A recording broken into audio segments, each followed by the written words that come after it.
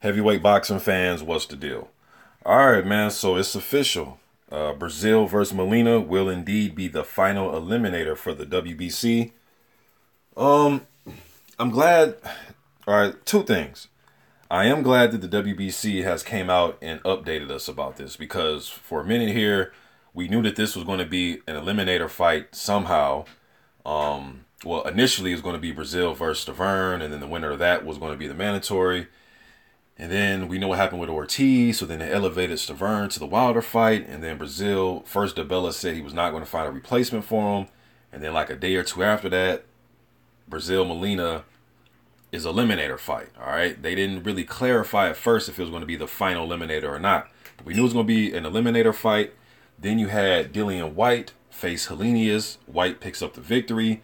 It was for the silver, the WBC silver heavyweight title. We knew that fight was an eliminator of some sort. And then before that, if you guys don't remember, man, Amir Mansour, who was rated number 21 right here by the WBC, he fought Travis Kaufman, and that fight was being billed as Road to the Heavyweight Championship, a WBC eliminator. And I actually heard Mansour talk about that. Now, according to Amir Mansour, according to him, he said that when they were in talks, both teams, Kaufman and his team, heard that the winner of that was going to get Wilder.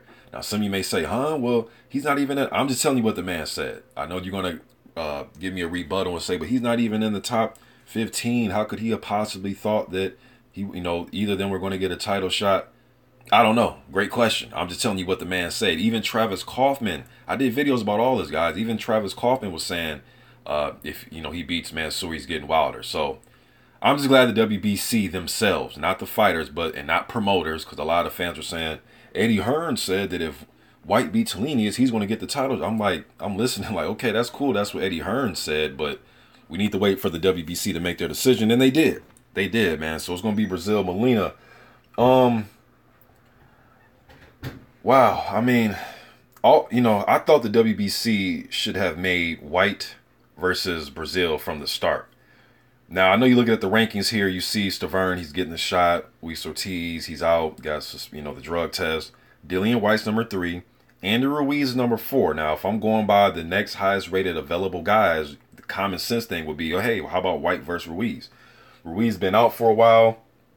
But, hey, man, if they had offered that fight to Ruiz, I'm not sure if the WBC did offer him a fight. I see he's training. I put up a training clip of him the other day. I know he's back training. I'm not sure if he was available to want to fight. I'm not sure. Carlos Takam, who ended up getting a title shot against Joshua, and then you have Breazeale right there. Now Takam did. When did he replace Pulev? How long was that? Was it a week or 12 days before the fight? I forget. But I thought Breazeale, White versus Ruiz, Takam, something like that. I thought that should have been the final eliminator type of fight. I thought that should have been the final eliminator fight. Or they could have a box off between White and Helenius, takes on the winner out of Breazeale versus Molina. I guess that's too much like right. You know what I mean? At the very least, have that type of setup.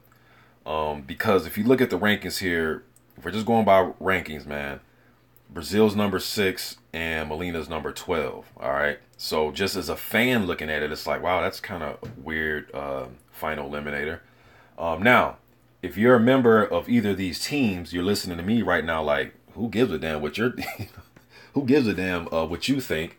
Especially if you're Team Molina or Team Breazeale, you're looking at this as, hey man, we win this fight, we get another title shot. So I totally understand that. But from a fan's point of view, looking at these rankings, knowing boxing, it's just a weird sport, man. It's like the rankings doesn't make sense half the time.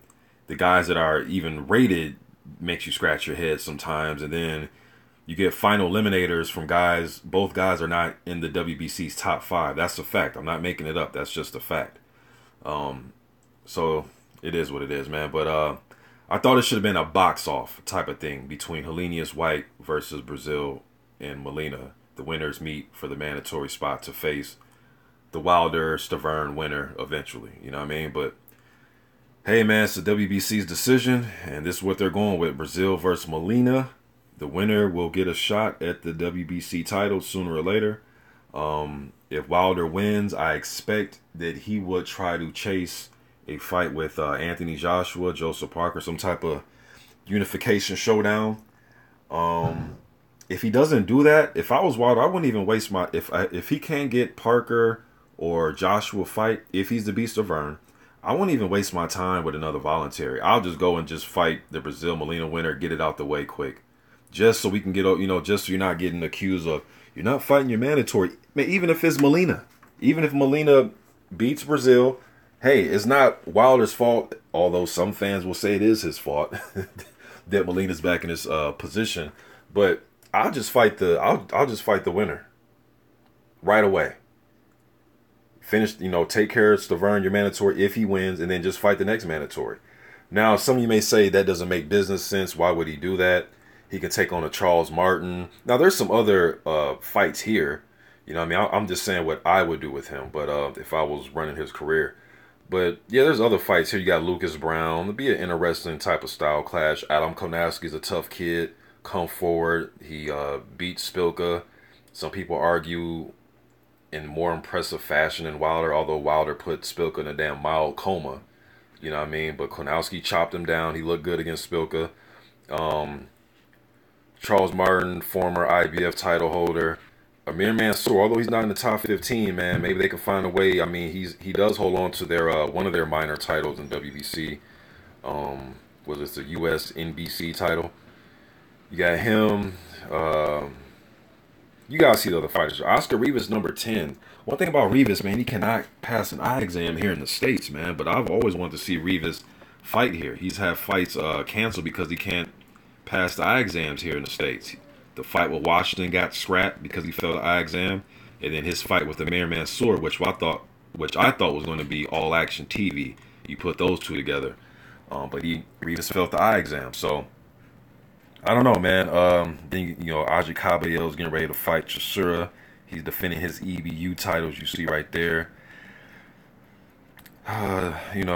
Johan Duhaupas. I'm sure nobody would want to see that fight. Although Duhaupas put up a good effort, man. He swelled up Wilder's eyes, and but nobody would want to see that right now, man.